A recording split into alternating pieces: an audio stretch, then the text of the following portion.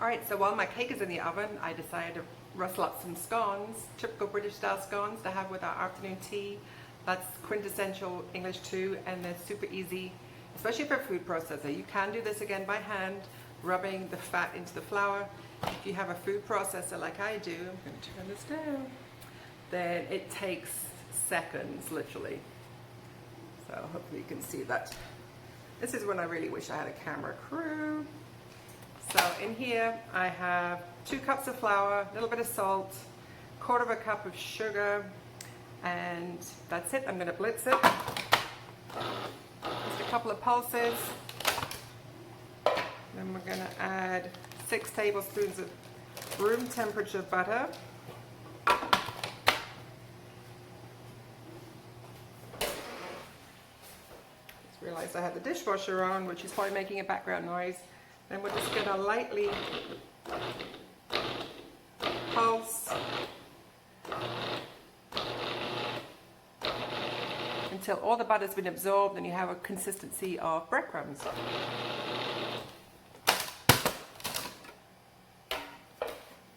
See? That's what it should look like.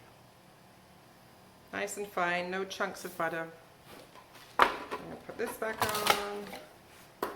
And then through my funnel, I have 2/3 cup of buttermilk, or you can use regular milk, and 1 egg, all beaten up. And we're just going to put it in there, drizzle in slowly.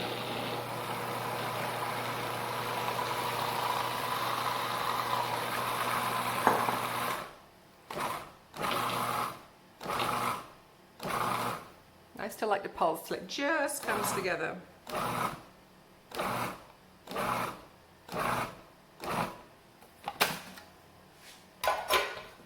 How quick was that? Then we're going to turn it out onto my floured surface.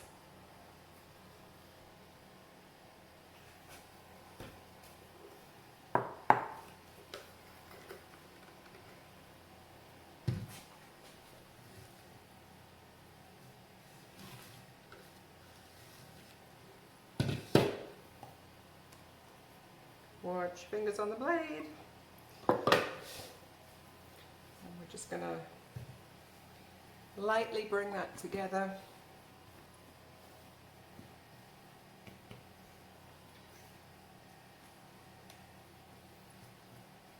You don't want to knead it like bread, but you can touch it more than like pie crust. So, until it's smooth. And I'm going to get my rolling pin. Okay, time to roll it out. And again, I like to put a little flour on my surface, but also like to flour the rolling pin more than putting it on the thing. We're not going to roll it out that much. We're going to about 1 inch thick. Just going to make it smooth. And I have my cutter somewhere. This is a little fluted cutter. If you don't have a cutter, you can use a glass of like a couple of inch diameter. Do it that way, and then we're going to gently tap each one out. Look at that, beautiful.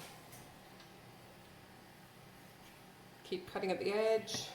Again, a trick is not pushing it out, but just going tap, tap, tap. Out it comes. And if you keep dipping your cutter in flour, that stops it sticking.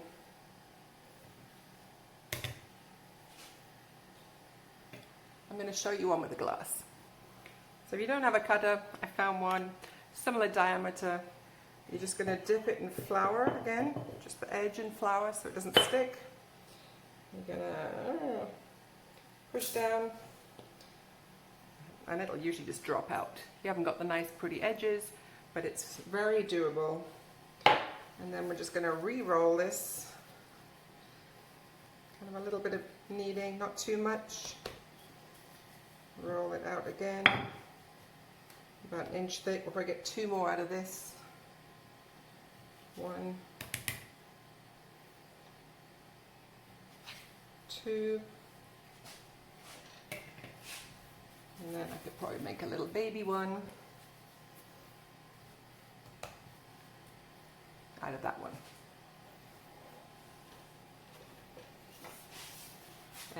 on my tray. And I have a little egg wash here. It's a little bit of egg with some milk. Just lightly brush them. Gives it a nice sheen. Try not to spill on your sheet. I'm trying to do this quickly, but take your time.